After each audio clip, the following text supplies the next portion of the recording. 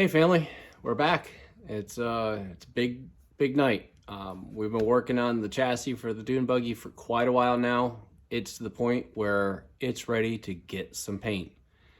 I would love to do this outside on a nice sunny day, but it's the end of February in Maryland and it's dark and it's pouring down rain.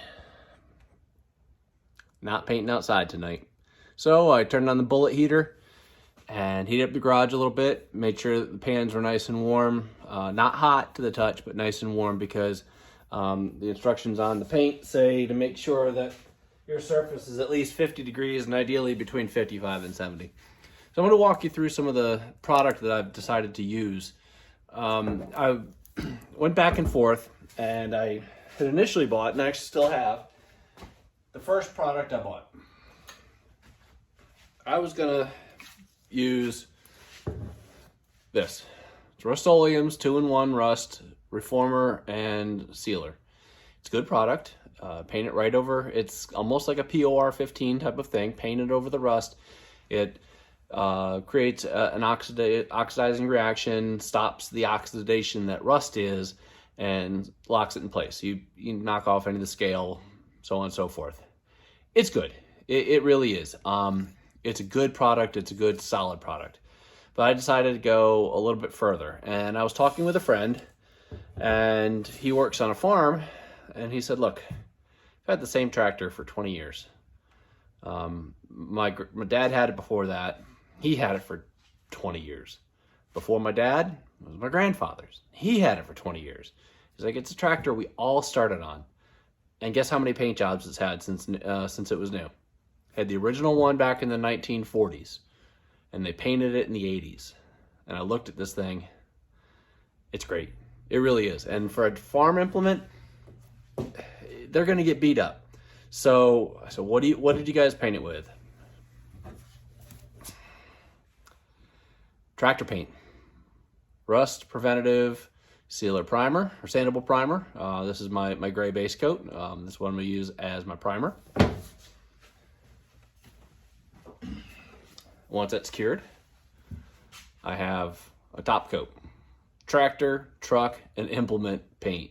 This stuff is meant to get beat up. It's meant to go through the ringer, and it will hold up really, really well.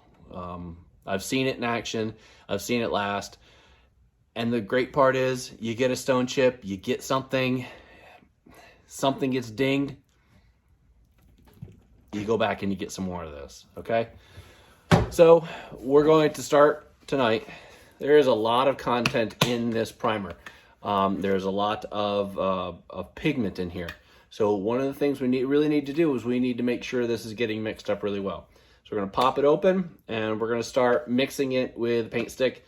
I don't like to shake paints typically because it does introduce air into the paint. I'm not spraying it. I don't have the spray booth type thing set up in the garage yet. I could drop some sheets over things and run a spray gun, but we're gonna actually brush it on, and I'm not too worried about it. It should look fine. It's sandable. If it doesn't look good, I go in there with a sanding sponge or a fine grit on the DA sander and smooth it all out, and we figure it out from there. But we're gonna mix this up and then get to working on the pans. Probably most of what you're going to see over the next few minutes is going to be some time lapse because you guys don't need to watch me mixing paint and applying paint. Might as well see it in high speed. We'll get closer to the end, so I'll see you in a few minutes.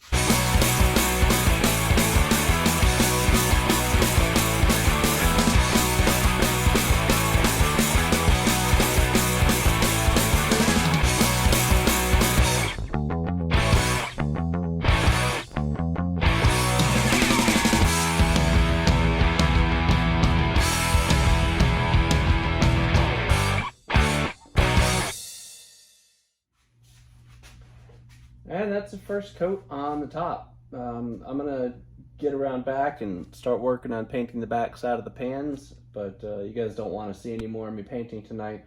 I'm gonna walk you through and show you what it looks like. I am really pleased with this product. So it is a high build primer. You can see some areas where there's some brush strokes in it. Here on the tunnel, you can kind of see that. But that's something that I think I can sand down if it's really a problem. But I also remind myself I am going to have carpet down here. I've talked with the wife, the boss, and she's indicated that she wants some carpet in here, so I can get a carpet kit, put it in. Since it's a standard beetle, I don't have to cut it down. But, you know, I really got in tight in a lot of those areas where the seam sealer was, kind of worked that primer in there. So I'm going to give it a little extra time to dry than what the can indicates, especially since it's cooler and it's a little more humid. I do want to make sure it has time to cure. So it's onto the back side, finish the primer, and we'll be ready for paint. It's really exciting, folks. We're making huge strides here. If I can spit it out, making some huge strides here to get this thing ready. I just found out that a friend of mine is on the city council in the town I used to live in, and he's pushing to have a Manx style